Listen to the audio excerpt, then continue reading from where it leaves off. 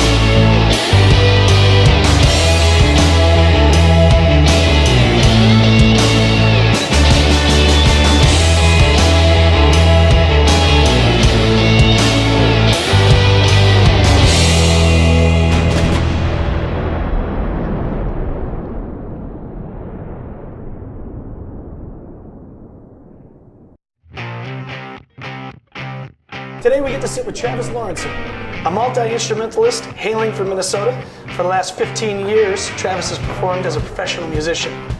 Travis's pitch-perfect growl and tender covers bring fans back for more each night. If you've witnessed music in Minneapolis area recently, you've most likely bumped into Travis once or twice. Performing upwards of 7 nights a week, Travis has proven that making a living with your craft is not only possible, it's probable with the right habits and the right motivation.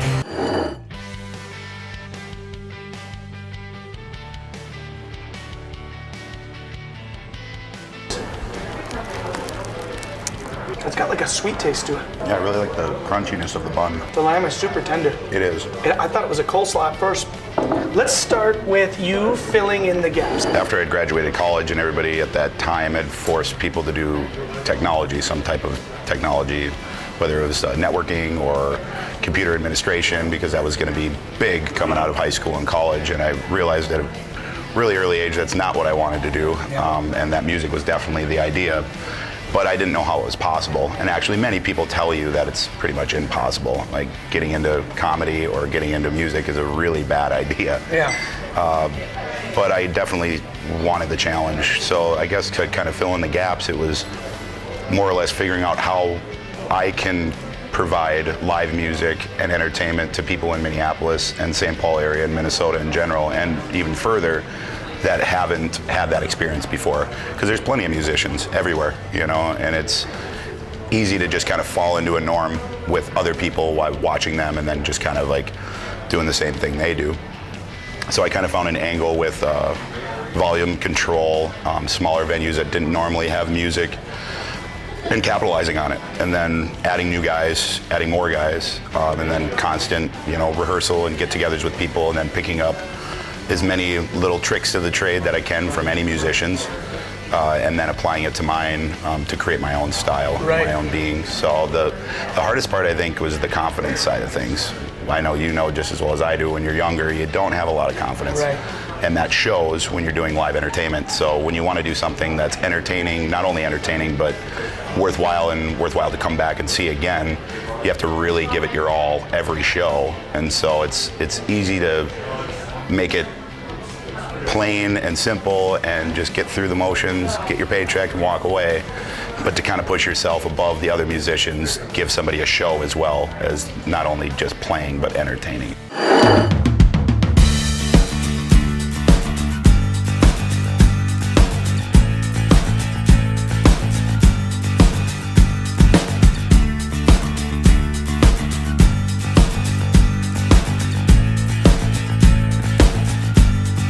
So tell me about a time over the course of you growing into the shoes you wear today, where you had a failure or a challenging moment that made you change course. Yeah, that's actually That's a kind of a hard question, Judd. I think mostly what set me aside and got me to be able to manage so many things at once was a tighter schedule.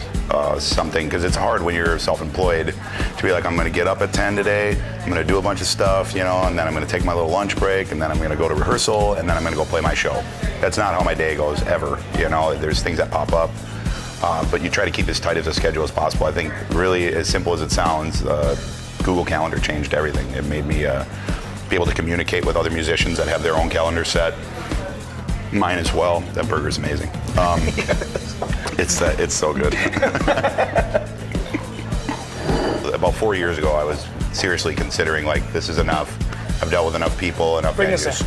What happened? So in the same week, I had a 4-piece group that was supposed to show up to a venue at 8, set up and play by 9, and one of the members didn't show. And it was too late to try to fill somebody in. The venue expected 4 of us. We ended up playing anyways, and it was fine, but it was a very stressful thing, and I still have a bad relationship with that venue because of that instance. So that musician had, you know, kind of upset me, so I kind of released them into the world again and said, hey, I need more professionalism if we're going to continue to do something. He didn't see it that way. So we broke ties, and so that was when my first kind of like, okay, I'm not hiring these people aren't my employees, but I expect certain standards out of them, and that standard wasn't met. And so I kind of realized, like, I have to lay those standards down on the line right away if I'm going to continue to do this. So then in the same week, another show, I was supposed to be out of town playing another show, and I had another show booked, double gigged. So I hired someone for that show that I couldn't attend to. To replace me. And so I went and played my Friday night, and I was playing a Saturday night, hours out of town. And Saturday morning at like 8 a.m., I received a phone call from the establishment. And they're like, what happened last night? Who did you have? And it was a very huge confusion to me because I'm like, I don't know what happened, blah, blah, blah. So then the management was upset, and I didn't know why. So they said, hey, we'll have the booking agent call you. And I said, okay. And the booking agent called me and said that there was a big debacle, and the guy had broke a string and quit playing, and was supposed to play for 4 hours and only played for an hour and a half, and packed up and left. What? And so that gig was on with my name attached to it, which made me feel pretty upset. And that kind of got me, that whole week was kind of a hard week where I was kind of thinking, okay, do I do this all solo now and just don't rely on anyone else? Or do I just stop booking other people and expecting them to bring professionalism? Or do I just have standards? Right. And I chose the standard route, obviously, because that was four years ago or more.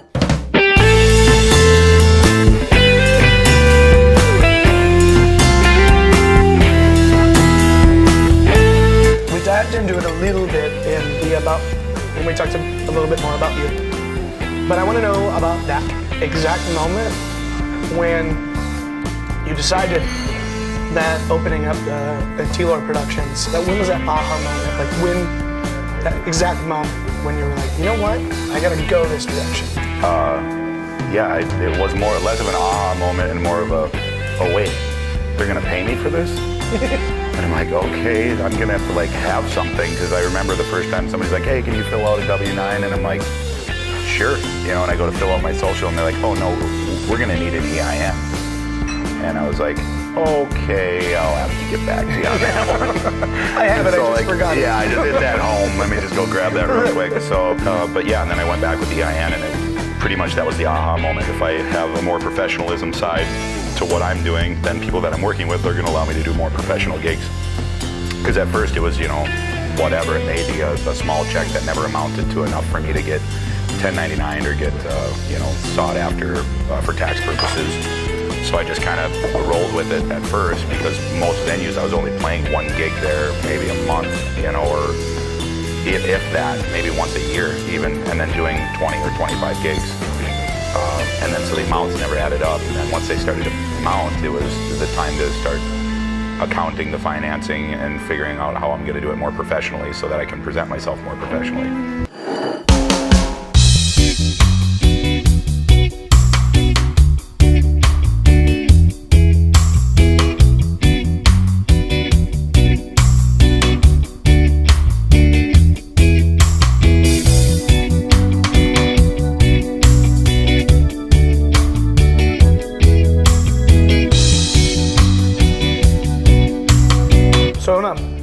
move into the lightning round here. Over the years, what was holding you back from becoming a full-time musician? When you have a job and you spend so much time dedicated to that because you think it's the only thing you have, which sometimes is true, you're afraid to get out of that job and pursue whatever your passion is. And I think there's a time frame for that sometimes too. People think that like, well, once I have kids and a family, I'm not going to be able to afford to quit my job, you know?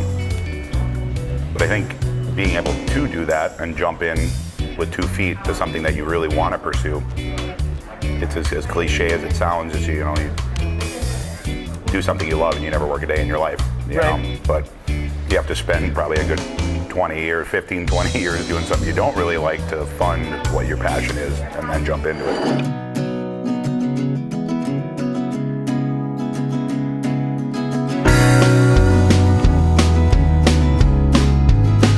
What is the best advice you've received that you actually implement in your daily habits? Don't trust anybody in the music industry. That's a huge lesson to learn, and it's not to say that you can't trust someone, but initially you shouldn't, because you're your own person in this industry, and until you can show what you do is the right way to do it, or at least the most professional way to do it, other people won't see that and they won't care and they'll take advantage of you.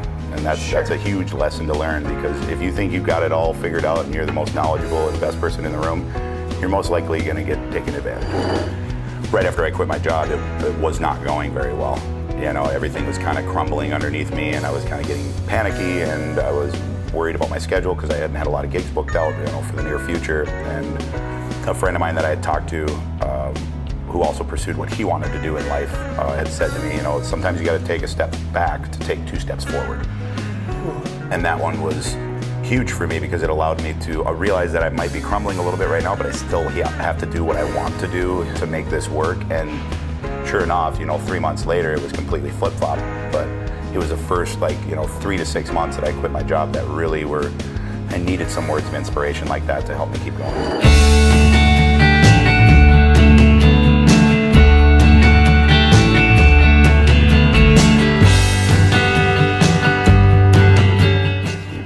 What's a personal habit that contributes to your success? Quick response, I think, is one big one that musicians miss a lot.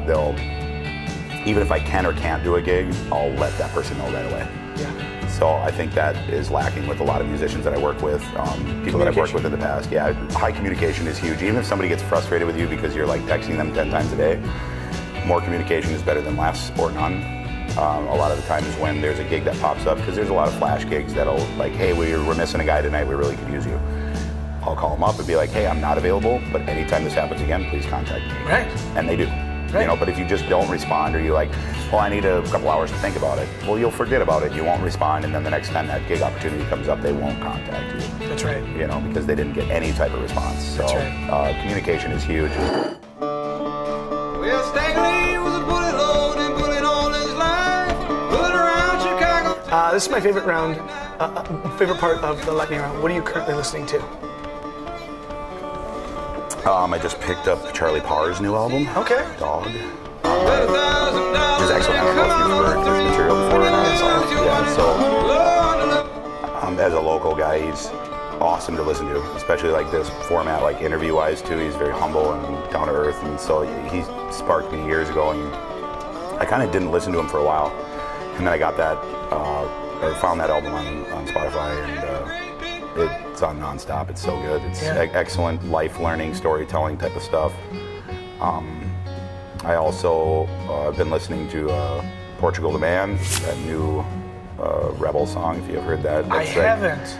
You will if you haven't. Okay. It's very popular. They're getting to that range, and that album is very good too. I can't remember the title of it, but and then whether is it their newest album? Yeah, it might even be their 6th or 7th or something like that. Wow, okay. It's just taken a little while for them to gain ground, but I heard in a little interview with them, and they're fun. And the thing is, being humble and honest and not being too pretentious is really hard to do in interviews, and hard to not come off like, my music's the best in the world, you know, without, sacking your fans or having people download it new or haven't ever heard of you, and then they watch that one interview and they're like, I'm a little turned off just by the way they talked or chatted or whatever. Yeah. So those guys have been excellent that way, and then whether I like to admit it or not, I've been listening to T Swift's Reputation, the new album. Yeah. Because my wife has been pounding it. Yeah. So it's just on, whether I'm listening to it or not, it's there.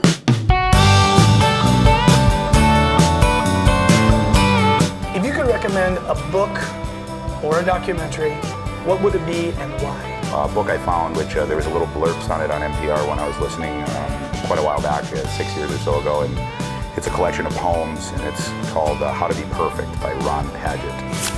It's a very short read. It's a collection of his most recent poems from his most newest release, which is that book. And it sounds pretentious, but it's not. It's more of a funny way to perceive that humans are not perfect. We will never be perfect. But there's certain things that are kind of ironic and funny in the book. Like the poem How to Be Perfect is the title of the book. Like the first line in it is eat an orange every day. There's one line in it that's if you hear gunshots out the window, don't go near the window. Don't go look. Yeah, exactly. And it just goes on like that. And it's quite funny, and it's really calming to me. Like if I have a stressful day or a gig, just this last weekend we had some issues with sound and had kind of a stressful gig, and I went and referenced that book and found a poem that made me laugh, and didn't take myself too seriously. And those mental ways to relieve yourself from the stresses of the day are far more important than picking up the ultimate guide to success in the industry and being I should get my digital treasure box full of pictures and bios tonight, or otherwise I'm never going to be a musician, danger. Tell our viewers how we can connect with you. Yeah, as a musician, I use my main page on Facebook for all my posts. I'm recently blocked out of Twitter. Twitter, if you could open my account, that would be fantastic. So facebook.com/Travis, LORENTSON, Lorentson. You can also go to TLORPRO.com, TLOR Pro. That's TLOR Productions, slimmed up. I'm not a pro at everything. I want to make that very clear. But TLORPRO.com also has my schedule. All red dates on my Google Calendar will be where I'm playing, when I'm playing, who I'm playing with, and then some short videos and a bio. Travis, you are definitely a badass. I appreciate you hanging out with us on another episode of Brews and Eats with Badass Peeps. My name is Judd Haley. This is Travis Lorentson. Thanks for hanging out with us. We'll see you on the next episode. Cheers. Cheers.